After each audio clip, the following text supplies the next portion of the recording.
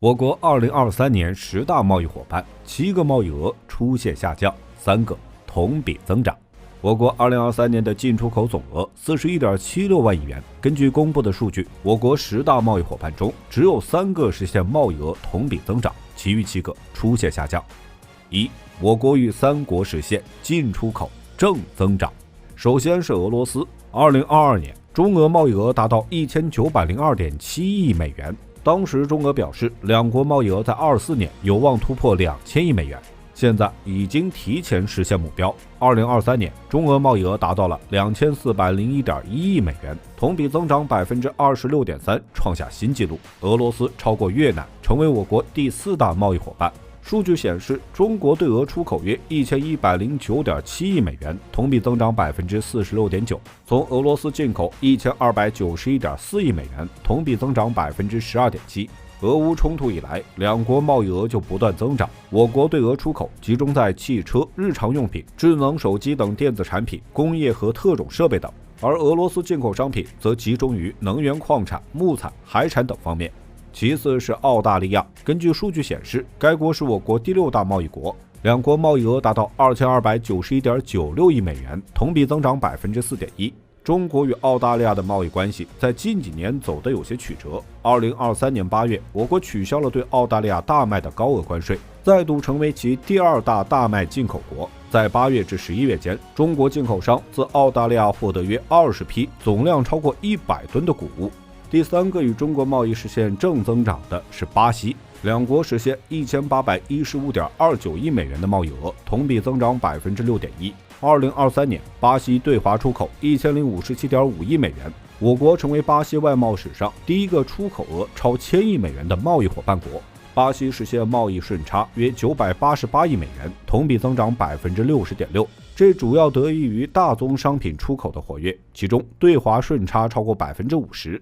巴西对华贸易出口的前5大产品依次为大豆、原油、铁矿砂、牛肉和纸浆，可以看出基本都是初级产品。我国7大贸易伙伴贸易额下降。美国依然是我国第1大贸易伙伴国，2023年中美贸易额为6644.51亿美元，同比下降11.6%。中国对美出口和进口都有所下降，对美出口额下降13.1%，为5002.91亿美元。从美国的进口额为1641.60亿美元，下降6.8%。从2017年至2022年，特朗普和拜登都将中国视为其主要竞争对手，实行了包括加征巨额关税、差异化扶持政策、有案外包、技术封锁一系列限制措施，以挤压中国参与全球化的空间，重构以美国为主导的全球产业链。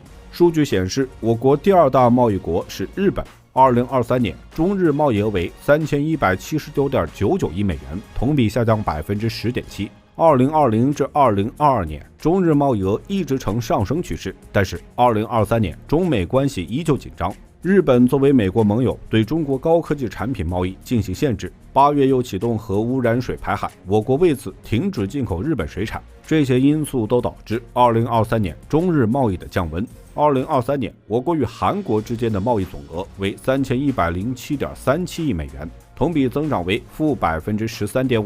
中韩双边贸易结构目前正随着中国经济的快速增长而发生改变。根据韩国报道，该国在我国进口市场中的比重不断下降，2023年还不足7%，是30年以来的最低水平。与此同时，我国将长期保持韩国最大出口市场的位置。2023年中韩贸易的一大变化就是韩国对华出现贸易逆差，对华出口额为1248.35亿美元。自华进口的商品总额为1428.49亿美元，对华出口减少了19.9%，创31年新低。越南是我国第5大贸易伙伴，2023年中越贸易总额为2297.93亿美元，同比增长为-0.5%。近些年，越南与我国的经济联系十分紧密，中越贸易中，中间产品贸易占近70%，两国边境贸易恢复快速增长。广西与越南2023年的双边贸易规模首次突破2500亿元，进出口总额为2539.5亿元，创下历史新高，同比增长29.2%。